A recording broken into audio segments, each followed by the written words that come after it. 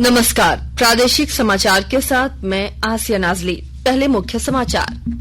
मुख्यमंत्री हेमंत सोरेन ने कहा 15 नवंबर से युवाओं के लिए सीएम सारथी योजना की होगी शुरुआत। छात्रों की आर्थिक परेशानी दूर करने के लिए Guruji student credit card. Bharat biotech ने इंट्रानेजल कोविड वैक्सीन के तीसरे चरण का परीक्षण किया पूरा। 14 स्थलों पर परीक्षण के बाद बूस्टर डोज के लिए भी प्रक्रिया हुई पूरी। जेपीएससी और जेएससीए के पूर्व अध्यक्ष और सेवानिवृत्त आईपीएस अमिताभ चौधरी का आज राजधानी रांची में दिल का दौरा पड़ने से निधन। मुख्यमंत्री ने जताया शोक। और तिलैया डैम में पर्यटन निदेशालय की ओर से आयोजित वाटर एडवेंचर स्पोर्ट्स के दूसरे दिन रिंगो राइड सहित कई खेलों का हो रहा आयोजन। कल होगा समापन। और अब समाचार विस्तार से।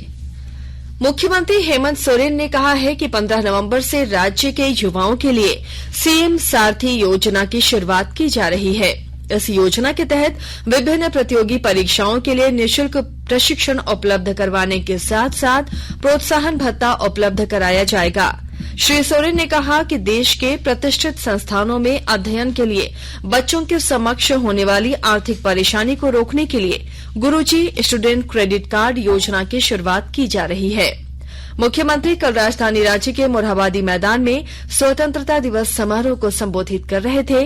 इस दौरान अपने भाषण में मुख्यमंत्री ने प्रदेशवासियों को आश्वस्त किया कि राज्य को विकास की डगर पर ले जाया जा रहा है। इस मौके पर मुख्यमंत्री ने पुलिस पदाधिकारियों और पुलिसकर्मियों को सम्मानित भी किया। भारत बायोटेक ने इंट्रानेजल कोविड वैक्सीन के तीसरे चरण के परीक्षणों तथा बूस्टर डोज के लिए नैदानिक विकास कार्य पूरा कर लिया है। कोविड वैक्सीन कोवैक्सीन के निर्माता भारत बायोटेक ने इसकी जानकारी दी है।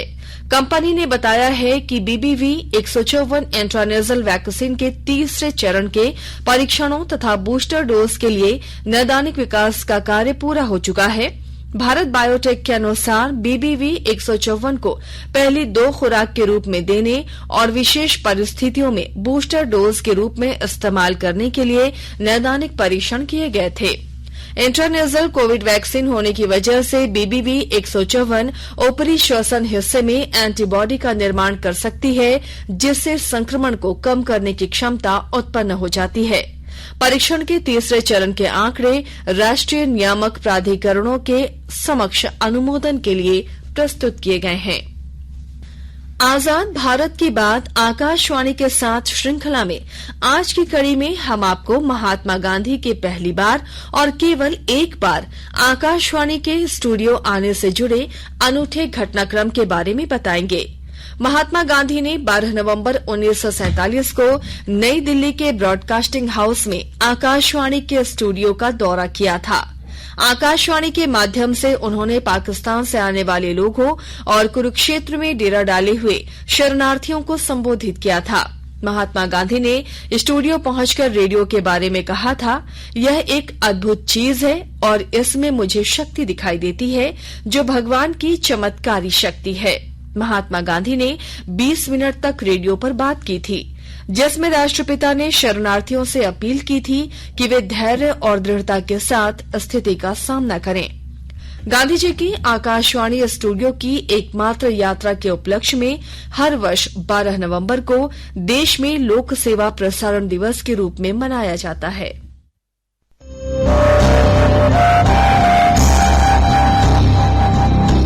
आजाद भारत की बात आकाशवाणी के साथ स्वतंत्रता के 75 वर्ष का उत्सव, जीवंत यात्रा की स्मृतियां, स्वतंत्र भारत की उपलब्धियां और कुछ रोमांचक पल। तो आप भी जुड़िए और सुनना न भूलें 15 अगस्त से प्रतिदिन हमारे एफएम गोल्ड 100.1 और दूसरे चैनलों पर आजाद भारत की बात आकाशवाणी के साथ।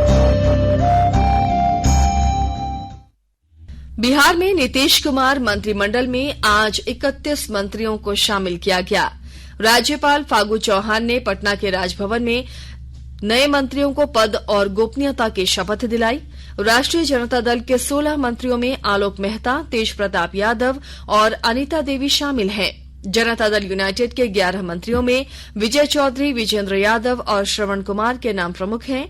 महागठबंधन का हिस्सा बने कांग्रेस के 2 विधायकों अफाक आलम और मुरारी गौतम को मंत्रिमंडल में जगह मिली है। जीताराम मांझी की पार्टी हिंदुस्तानी आवाम मोर्चा के संतोष कुमार सुमन और एक निर्दलीय विधायक सुमित कुमार सिंह को भी मंत्रिमंडल में शामिल किया गया है। वाम दलों ने सरकार में शामिल न होने का फैसला किया है। नीतीश कुमार को मुख्यमंत्री और तेजस्वी यादव को उप मुख्यमंत्री के रूप में 10 अगस्त को शपथ दिलाई गई थी। लोहरदगा जिले में स्वतंत्रता दिवस के अवसर पर हर तरफ उत्साह का माहौल देखा गया। विस्तृत ब्यौरा दे रहे हैं हमारे लोहरदगा संवाददाता। लोहरदगा जिला में स्वतंत्रता दिवस के अवसर पर हर तरफ उत्साह का माहौल देखा गया। मुख्य समारोह बलदेव साहू कॉलेज स्टेडियम में आयोजित किया गया। इस मौके पर मंत्री डॉक्टर रामेश्वर उरांव द्वारा राष्ट्रीय ध्वज फहराया गया। मंत्री ने परेड का भी निरीक्षण किया, जिसमें जिला आरक्षी बल, महिला पुलिस बटालियन, स्काउट गाइड एवं विद्यालयों के छात्र छात्राओं द्वारा परेड की गई। विभिन्न विद्यालयों के छात्र छात्राओं द्वारा ड्रिल और कराटे का डिस्प्ले किया गया। मौके पर लोहरदगा जिला में उत्कृष्ट प्रदर्शन करने वाले छात्र छात्राओं और खिलाड़ियों को सम्मानित किया गया। इस अवसर पर विभिन्न राष्ट्रीय एवं अंतर्राष्ट्रीय स्तर पर बेहतर प्रदर्शन करने वाले खिलाड़ियों को भी मंत्री के द्वारा सम्मानित किया गया। गोपी कृष्ण कुंवर, आकाशवाणी समाचार, लोहरदगा। राष्ट्र आज भारत रत्न पूर्व प्रधानमंत्री अटल बिहारी वाजपेयी को उनकी 4वीं पुण्यतिथि पर याद कर रहा है और श्रद्धा सुमन अर्पित कर रहा है। उनका निधन 2018 में आज ही के दिन हुआ था। अटल बिहारी वाजपेयी का जन्म ग्वालियर में 25 दिसंबर 1924 को हुआ था। सार्वजनिक जीवन और भारत के विकास में उनके योगदान को हमेशा याद रखा जाएगा। राष्ट्रपति द्रौपदी मुर्मू, उपराष्ट्रपति जगदीप धनखड़, प्रधानमंत्री नरेंद्र मोदी, रक्षा मंत्री राजनाथ सिंह, गृह मंत्री अमित शाह, पूर्व राष्ट्रपति रामनाथ कोविंद, भाजपा अध्यक्ष जेपी नड्डा और अन्य वरिष्ठ नेताओं ने आज सुबह राजधानी में अटल बिहारी वाजपेयी की समाधि सदैव अटल पर जाकर उन्हें श्रद्धा सुमन अर्पित किए। सूचना और प्रसारण राज्य मंत्री डॉक्टर एल मुरुगन ने अटल बिहारी वाजपेयी को उनकी पुण्यतिथि पर श्रद्धांजलि अर्पित की है। ट्वीट संदेश में डॉक्टर मुरुगन ने कहा है कि वे अद्भुत वक्ता, विद्वान और कवि थे। वे अपने एक ही संबोधन से जनमानस में बदलाव में सक्षम थे।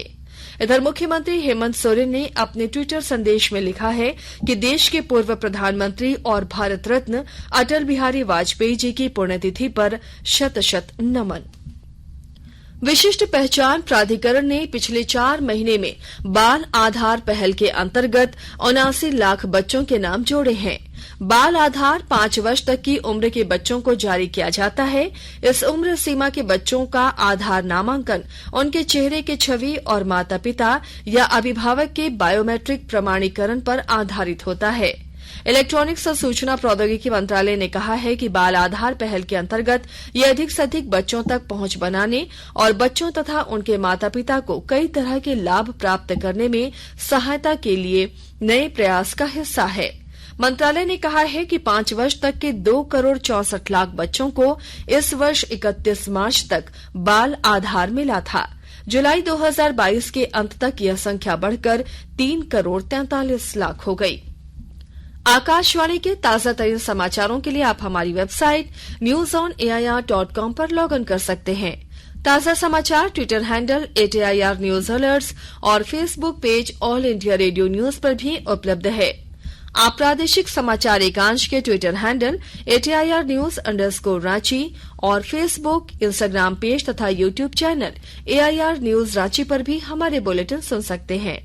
प्रादेशिक समाचार आप आकाशवाणी रांची से सुन रहे हैं और अब पेश है कोरोना से बचाव के कुछ संदेश।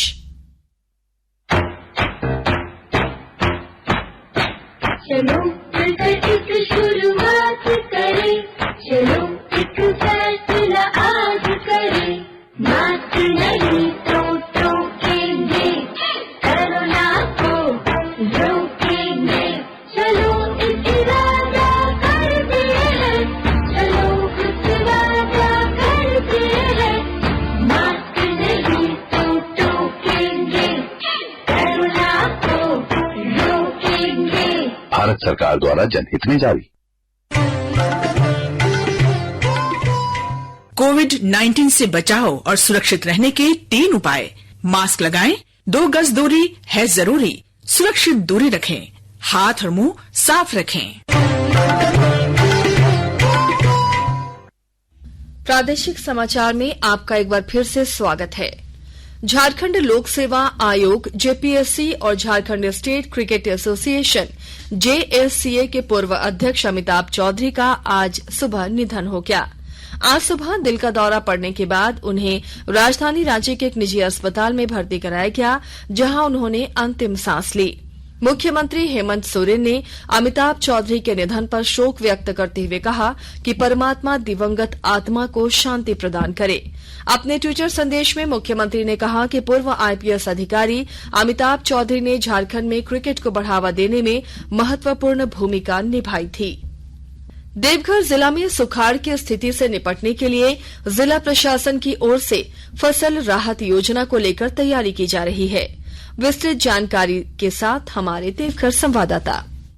बारिश नहीं होने के कारण देवघर जिला सुखाड़ की स्थिति में आ गया है। इसको लेकर उपायुक्त मंजूनाथ भजंतरी ने जिले के सुखाड़ की स्थिति को निपटने के लिए एवं झारखंड कृषि राज्य फसल योजना के सफल क्रियान्वयन को लेकर अधिकारियों को दिशा निर्देश दिया है। उन्होंने कहा है कि सुखाड़ की स्थिति को देखते हुए प्रखंडवार प्रगति की समीक्षा की जाए और कम हो रही वर्षा एवं नीचे जाते जल स्तर पर चिंता व्यक्त करते हुए कहा कि राज्य सरकार एवं जिला प्रशासन सभी किसानों के साथ खड़ा है। औसतन वर्षा का प्रतिशत किसानों द्वारा लगाए गए बिछड़े रोपाई समेत अन्य कृषि कार्यों की वर्तमान स्थिति की जानकारी उपायुक्त ने ली है। आशीष कुमार अम्बस्ट, आकाशवाणी समाचार, देवघर।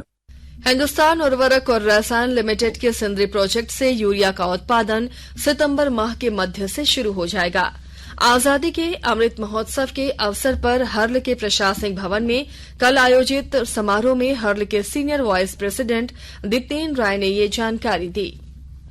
कोडरमा के तिलैया डैम में पर्यटकों को आकर्षित करने के लिए झारखंड सरकार के पर्यटन निदेशालय की ओर से वाटर एडवेंचर स्पोर्ट्स का आयोजन किया जा रहा है। कल से शुरू हुआ वाटर एडवेंचर स्पोर्ट्स 17 अगस्त तक चलेगा। 3 दिनी इस वाटर एडवेंचर स्पोर्ट्स में विभिन्न तरह के खेल आयोजित किए जा रहे हैं, जिसमें banana ride, Ringo ride, wall climbing, motor boat riding, water bike riding का निःशुल्क मनोरंजन लोगों को कराया जा रहा है। यह इवेंट सुबह 7 बजे से 11 बजे तक और दोपहर 3 बजे से शाम 5 बजे तक आयोजित किए जा रहे हैं। उपायुक्त आदित्य रंजन ने कहा कि नियमित तौर पर इस तरह के आयोजन किए जाते रहेंगे तो यहां के लोगों को रोजगार भी मिलेगा और कोडरमा में पर्यटन की संभावनाएं भी बढ़ेंगी। स्वतंत्रता दिवस समारोह के दौरान धनबाद में कल हुए 3 हादसों में एक व्यक्ति की मौत हो गई, वहीं 6 लोग गंभीर रूप से जख्मी हो गए। बीसीसीएल के गोविंदपुर क्षेत्र अंतर्गत आकाश किनारी कोलियरी कार्यालय परिसर में ध्वजारोहण से पूर्व पाइप से 11,000 वोल्ट का हाई टेंशन बिजली का तार छू गया, जिसके संपर्क में आने से एक व्यक्ति की मौत हो गई। वहीं हादसे में 4 लोग गंभीर रूप से जख्मी हो गए। दूसरी ओर नेताजी सुभाष चंद्र बोस जंक्शन गोमो में हुए 2 हादसों में 2 सहायक लोको पायलट जख्मी हो गए। दोनों का प्राथमिक उपचार गोमो रेलवे अस्पताल में कराया गया। अंतर्राष्ट्रीय फुटबॉल संघ फीफा ने तीसरे पक्ष के नाजायज दबाव में काम करने के आरोप में अखिल भारतीय फुटबॉल महासंघ को निलंबित कर दिया है। फीफा ने एक बयान में इसे नियमों का गंभीर उल्लंघन करार दिया। फीफा ने कहा कि अखिल भारतीय फुटबॉल महासंघ की कार्यकारी समिति की शक्तियों को प्रशासकों की समिति में निहित करने के आदेश को वापस लेने और संगठन के प्रशासन के दैनिक क्रियाकलापों पर पूर्ण नियंत्रण के बाद ही निलंबन खत्म किया जाएगा। उच्चतम न्यायालय के आदेश के बावजूद फुटबॉल संघ के पूर्व प्रमुख प्रफुल्ल पटेल के पद पर बने रहने के कारण यह संकट पैदा हुआ। उच्चतम न्यायालय ने मई 2022 में चयनित प्रशासकों की समिति को अखिल भारतीय फुटबॉल संघ का कामकाज देखने की जिम्मेदारी दे दी थी।